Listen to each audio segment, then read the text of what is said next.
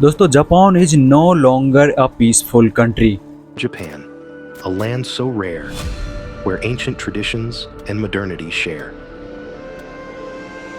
In gentle unity, they intertwine, a realm of beauty so divine. Wild animals roam with gentle grace. In peaceful harmony, they find their place. Opportunities for calm, so vast, so grand, in every corner of this enchanted land. Join us on a journey through its heart, where moments of calm and beauty start. Discover a culture rooted in peace. In Japan's embrace, let all worries cease. यूँ तो Japan technology के मामले में दुनिया में सबसे ज़्यादा famous है, बट कुछ सालों या यूँ कहें कि कुछ महीनों में जापान की फोकस अपनी मिलिट्री पावर पे है। और मिलिट्री पावर पे फोकस ये दर्शाता है कि Japan is preparing for war.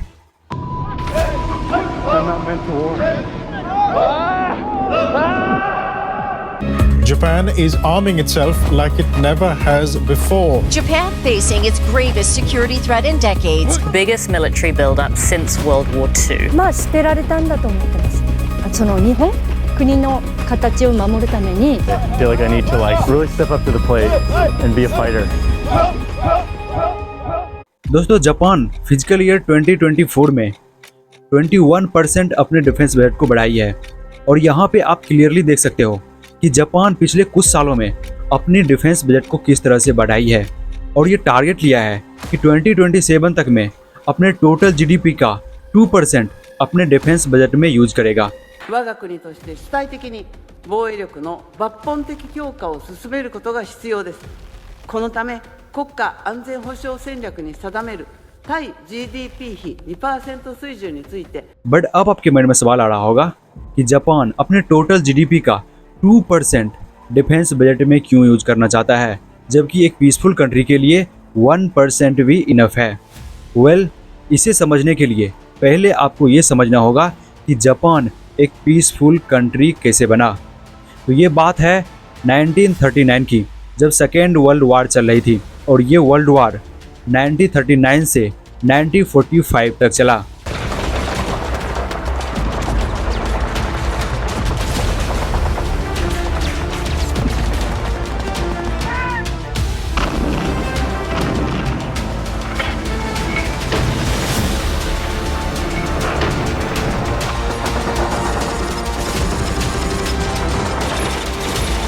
Japan आज भले ही एक पीसफुल कंट्री के तौर पे जाने जाती है, बट जब आप इसके हिस्ट्री के ऊपर फोकस करोगे तो आपको पता चलेगा कि ये बहुत ही ज़्यादा खतरनाक था।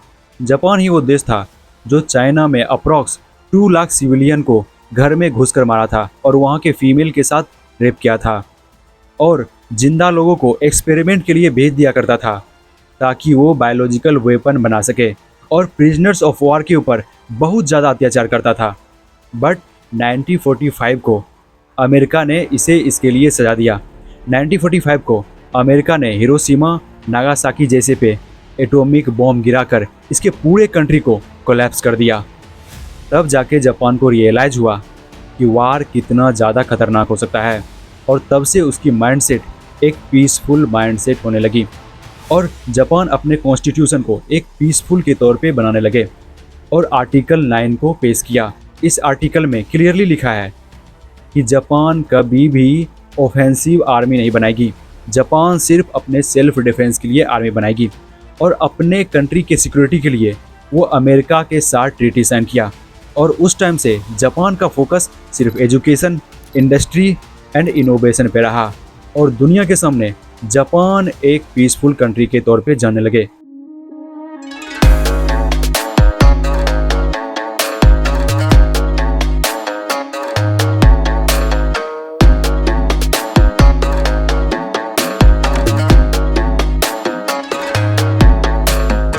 दोस्तों अब सवाल आता है कि जापान पहले एक क्रूड टाइप की कंट्री थी, फिर उसे रियलाइज हुआ और अपने आप को वो पीसफुल बनाया। बट अचानक ऐसा क्या हो गया कि जापान आज पहले जैसा बनना चाह रही है। तो चलो इस चीज़ को डिटेल्ड एंड लॉजिक के साथ समझते हैं कि जापान अपने डिफेंस बजट को क्यों बढ़ा रही है और इस चीज़ से क्या थर्ड वर्ल्ड वार जैसी सिचुएशन बन सकती है, और मोस्ट इम्पोर्टेंटली इससे इंडिया पे क्या इम्पैक्ट पड़ने वाली है। इन सारे सवालों का एक्सप्लेनेशन जानेंगे इस एपिसोड में। दोस्तों, जापान के अपने डिफेंस बजट बढ़ाने का मेन रीजन है उसके नेबर्स के बिहेवियर एंड उसके डिस्प्यूट्स, और इस चीज़ में 3 नेबर्स इन्वॉल्व है, रसिया, चाइना एंड नॉर्थ कोरिया। तो चलो इन तीनों नेबर्स के बारे में डिटेल में समझते हैं कि क्यों जापान इसके वजह से अपने मिलिट्री पावर को पावरफुल बनाना चाहती है। चाइना का सबसे बड़ा डिस्प्यूट है ताइवान।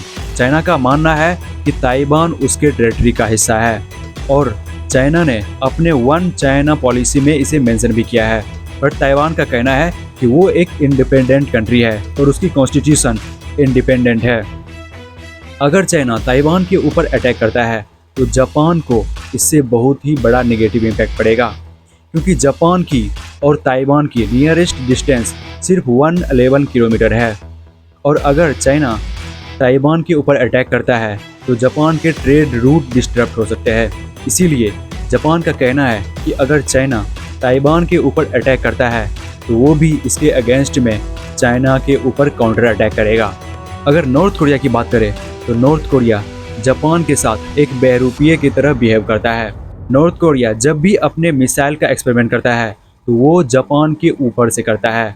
इसीलिए जापान का कहना है कि अगर मिसाइल में कुछ फॉल्ट हुआ या फिर डिस्टेंस मिसमैच हुआ तो वो सीधा जापान में ही लैंड हो जाएगी, जिससे जापान में बहुत बड़ा बुरा हो सकता है। इसीलिए जापान स्केयर्ड है और इसीलिए वो अपने मिलिट्री पावर को पावरफुल बनाना चाह रही है ताकि वो नॉर्थ कोरिया को जवाब दे सके। और रसिया का डिस्प्यूट है नॉर्थर्न टेरिटरी, खासकर कुरिल आइलैंड, जो कि अभी रसिया के पास ही है। बट जापान ये क्लेम करता है कि वो आइलैंड जापान की है, क्योंकि जापान का कहना है कि जब वर्ल्ड वार 2 हो रहा था तो सोवियत यूनियन इसे ऑक्यूपाई कर लिया था, बट उसके बाद रसिया ने उसे ऑक्यूपाई कर लिया।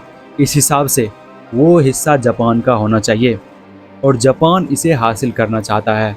तो इन्हीं तीनों कंट्री के बराबर मुकाबला के लिए जापान को मिलिट्री पावर की रिक्वायरमेंट है, और इसीलिए वो अपने डिफेंस बजट को बढ़ा रही है ताकि वो इन तीनों कंट्री के साथ बराबरी का मुकाबला कर सके। बट अब सवाल आता है कि सिर्फ डिफेंस बजट के बढ़ा देने से क्या जापान अपने मिलिट्री पावर को पावरफुल बना सकती है?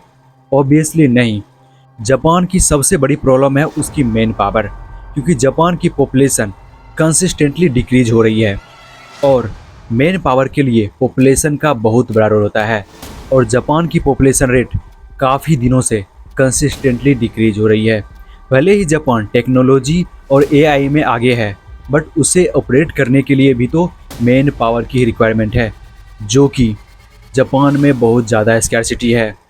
दोस्तों, अब सवाल आता है कि अगर ये नेबर्स अपने बिहेवियर और अपने डिस्प्यूट को एक्सलेट करता है तो क्या सच में वर्ल्ड वार जैसी सिचुएशन हो सकती है? तो इसका आंसर है यस। चाइना अगर ताइवान के ऊपर अटैक करता है, उसे ऑक्यूपाई करता है और उसके बाद से अपना डोमिनेट दिखाने लगता है, तो इससे सभी देशों के लिए नुकसान हो सकती है, क्योंकि लगभग जापान से सभी देश के ट्रेड रिलेशनशिप अच्छी है और उसके ट्रेड रूट ताइवान से होकर ही गुजरती है। अगर चाइना ताइवान को कब्जा कर लेती है तो वो अपने डोमिनेशन दिखाकर सभी को ये बाधा पहुंचा सकती है। इसीलिए सभी देश इस लड़ाई में इन्वॉल्व हो सकती है और देखते देखते ये वार वर्ल्ड वार में कन्वर्ट हो सकती है। अब मेन सवाल, इससे इंडिया के ऊपर क्या इम्पैक्ट पड़ सकता है? तो देखो, इससे इंडिया के ऊपर बहुत ही नेगेटिव इम्पैक्ट पड़ सकता है। इंडिया की टेक्नोलॉजी अप्रॉक्स 3% जापान के ऊपर डिपेंडेंट है। अगर चाइना, जापान, नॉर्थ कोरिया और रसिया अपने लड़ाई में बिजी होती है और रूट डिस्टर्ब होती है तो इससे इंडिया को भी काफ़ी नुकसान हो सकती है और इंडिया के टेक्नोलॉजी स्लो हो सकती है और उसके इकोनॉमिक में ग्रोथ कम हो सकती है। अगर ओवरऑल देखें तो इस लड़ाई से सभी कंट्री के लिए हानि ही होने वाली है। बट अब सवाल आता है, क्या जापान अपने डिफेंस बजट को बढ़ा के गलती कर रहा है? तो इसका जवाब नहीं भी है, क्योंकि जापान अपने कंट्री के सिक्योरिटी के लिए ऐसा कर रहा है।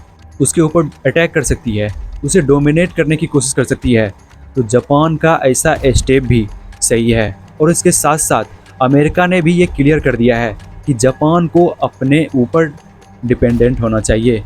तो सीधा अब ये मान के चलो कि जापान भी वार के लिए खुद को प्रिपेयर कर रही है और वो भी इस वार में आ सकती है।